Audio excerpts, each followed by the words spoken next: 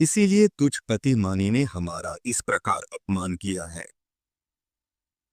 अच्छा, तूने मेरी दी हुई माला को पृथ्वी पर फेंका है, इसलिए तेरा यह त्रिभुवन भी शीघ्र ही श्रीहीन हो जाएगा।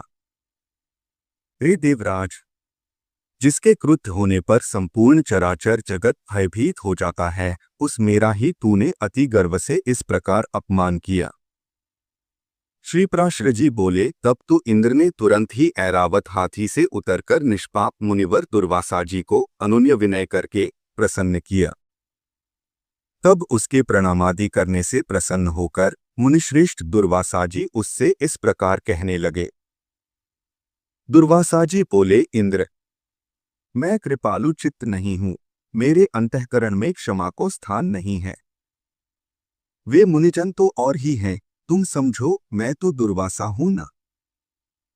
गौतमादि अन्य मुनिजनों ने व्यर्थ ही तुझे इतना मुँह लगा लिया है, पर याद रख, मुझ दुर्वासा का सर्वस्व तो क्षमा न करना ही है। दयामूर्ति वशिष्ठ आदि के बढ़ बढ़कर स्तुति करने से तू इतना गर्वीला हो गया कि आज मेरा भी अपमान करने चला है।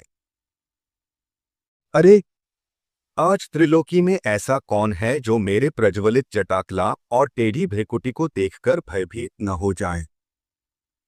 रे शतक्रतो, तू बारंबार अनुनय विनय करने का ढोंग क्यों करता है? तेरे इस कहने सुनने से क्या होगा? मैं क्षमा नहीं कर सकता। श्री पराशर जी बोले, हे ब्राह्मण, इस प्रकार कह वे विप्रवर वहां से चल दिए और इंद्र भी ऐरावत पर चढ़कर अमरावती को चले गए। हे मैत्रेय, तभी से इंद्र के सहित तीनों लोक वृक्षलता आदि के क्षीण हो जाने से श्रीहीन और नष्ट भ्रष्ट होने लगे। तब से यज्ञों का होना बंद हो गया, तपस्वियों ने तप करना छोड़ दिया तथा लोगों का दान आदि धर्मों में चित नहीं रहा।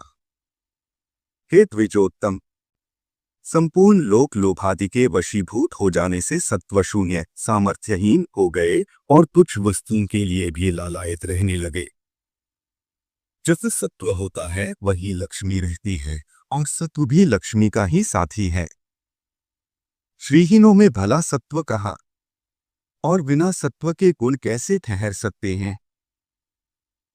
बिना गुणों के पुरुष में बल, शौर्य आदि सभी का अभाव हो जाता है, और निर्बल तथा अशक्त पुरुष सभी से अपमानित होता है। अपमानित होने पर प्रतिष्ठित पुरुष की बुद्धि बिगड़ जाती है। इस प्रकार त्रिलोकी के श्रीहीन और सत्वरहित हो जाने पर दैत्य और दानवों ने देवता